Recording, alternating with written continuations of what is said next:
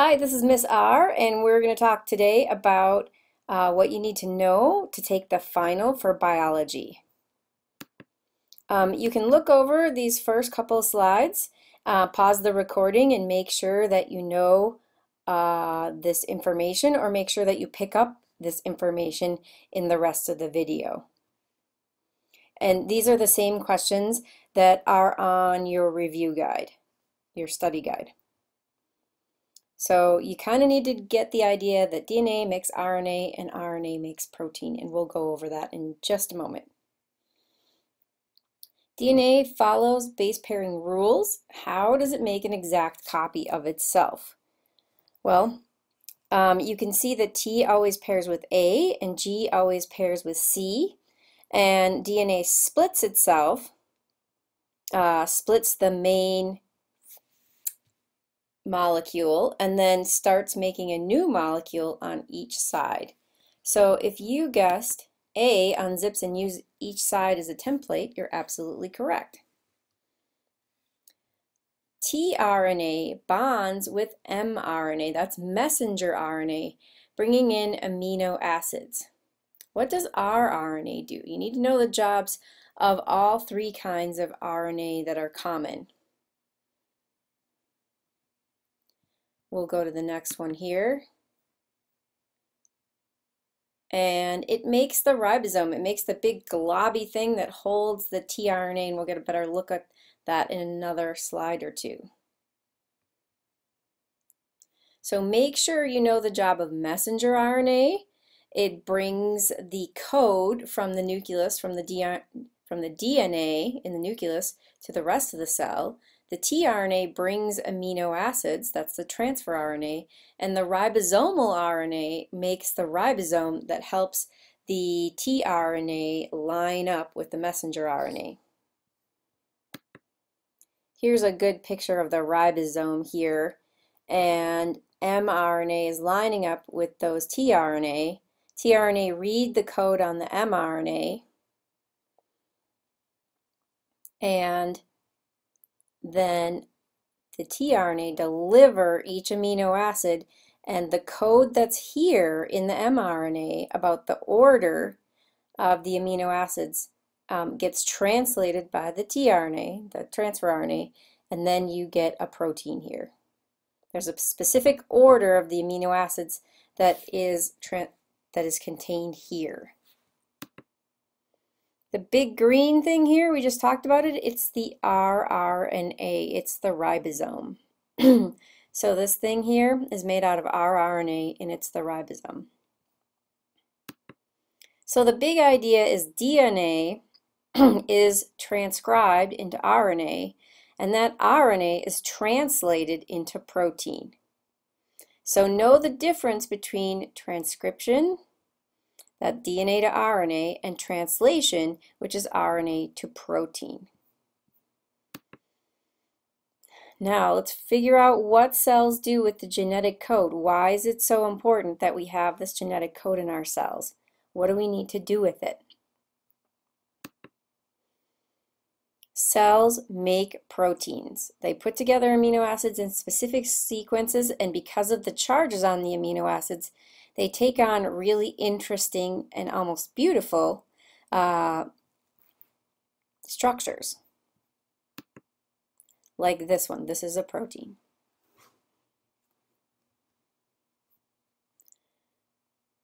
Which one is transcription? And I know it's hard to see this one. There we go. So, is this transcription, or is this transcription, or are they both transcription? And which one is DNA being transcribed to RNA? If you guessed A, you're absolutely correct. This is transcription. But you can tell because there's a single strand here. RNA is being produced because it's a single strand, not a double strand. The process that cells use uses tRNA and the ribosomes to build a protein That's called translation. And in our recipe analogy, the RNA is the recipe that we took out of the nucleus. The big cookbook has to stay in the kitchen. So we transcribed a recipe onto a piece of paper. We wrote it down, and we took it out into the cytoplasm, and we're working with tRNA and rRNA to translate this recipe into a protein. This is a very delicious analogous protein here. So this is the translation process where you take your RNA and you translate it into a protein. Of course, that's not really a protein, and this isn't really RNA, but it's a good analogy and it helps you remember, I hope. Transcription and translation are both important processes in making proteins. Describe each of these steps. So make sure that you can go back in the text and you can describe the basics of transcription and the basics of translations, basically what we just talked about. Where does the tRNA come in? Where does the rRNA come in? And where does the mRNA come in? There are 3 types of RNA here working together. You can see the mRNA right here, the messenger RNA, gets transcribed inside the nucleus and then comes outside the nucleus. It's got the code.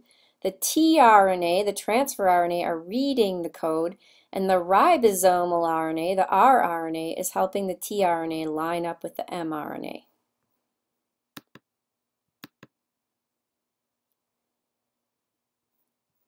How does RNA contain information from a gene? Well, RNA gets transcribed from DNA. Inside the nucleus, there's a transcription process, and the genes, one at a time, when you're making RNA, get transcribed, and then that RNA gets altered and sent out to the cytoplasm outside the nucleus. What shape is a DNA molecule? Well, you can see right here, it's a double helix. It's like a twisted ladder. It has 2 sides. If you guess double helix, you're absolutely correct.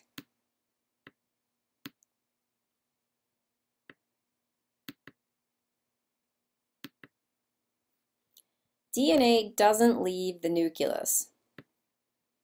What type of RNA carries the information from DNA to the rest of the cell? And we talked about that. You can see it here. What's getting transcribed is called messenger RNA, and that messenger RNA leaves the nucleus and is the code that is read by tRNA and rRNA. So remember, messenger RNA is a messenger from the DNA in the nucleus to the rest of the cell outside the nucleus. This table is a table of codons. It's what the tRNA translate into amino acids. So the tRNA will read GUU in the messenger RNA, and they will bring this amino acid valine. Or the tRNA will read CUC in the rRNA, and they will bring the amino acid leucine. These are like the beads in the protein bead chain. So, Unit 2, Natural Selection. Make sure that you're looking at your study guide and you're able to answer these questions as we go through this next unit review. Here's the second set of questions.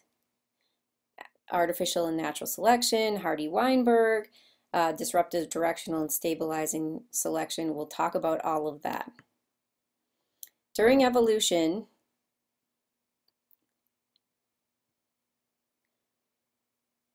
an allele frequency changes over time. What types of events are most likely changing allele frequency?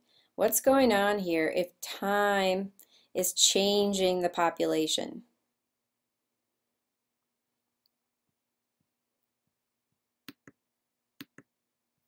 If you said natural selection, you're absolutely correct, because variation, natural selection, and time are the elements, the ingredients of evolution. That's variation, natural selection, and time. Orange and yellow beetles. A predator sees the orange beetle more easily against the yellow plant leaves and eats the orange beetle more often. What is this process called? There's some variation. Predators are acting on that variation and they're selecting. So what do you think that is called? Over time, if they're selecting and they're changing the allele frequency, that's natural selection. Natural selection is one of the conditions for evolution. What are the other two conditions? We just talked about that. There's 3 things you need for evolution: variation, selection, and time.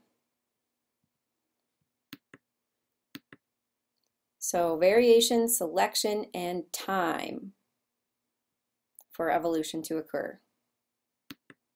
Let's talk about types of selection.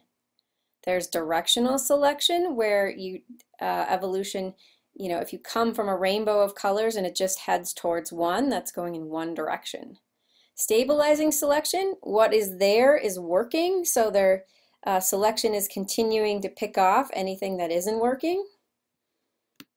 And disruptive selection is what's there is not working, so it's heading in both directions to pick something, to try to find variations that are very different from what the most common variants. So there's disruptive selection is 2 directions outward. It's saying what's working isn't, it's selecting against what's there.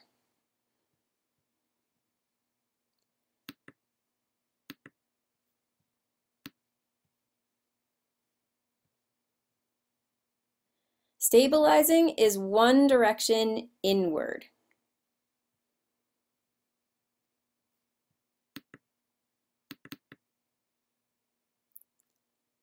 And what's there is working.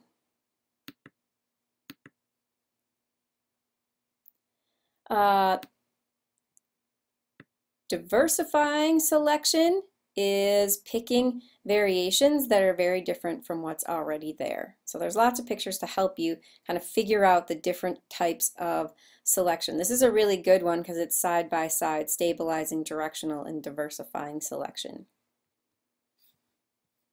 And so we'll have a question here.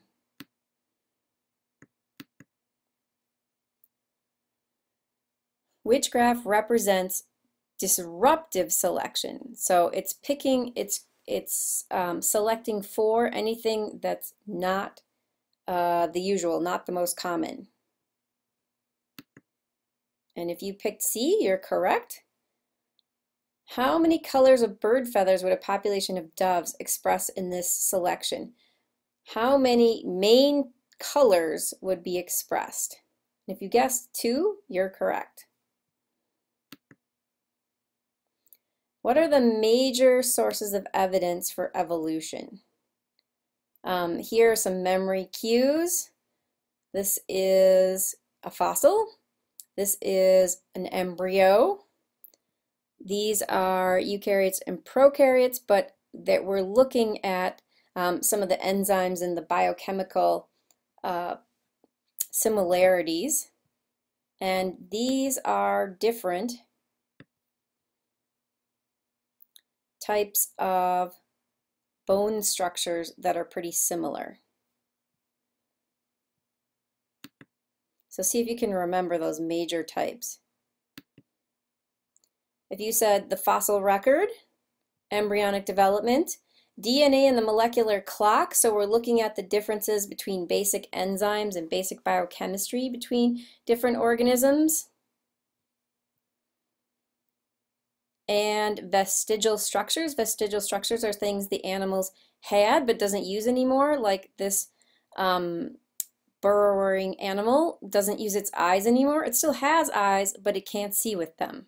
They're still there, but it doesn't use them to see. And homologous structures here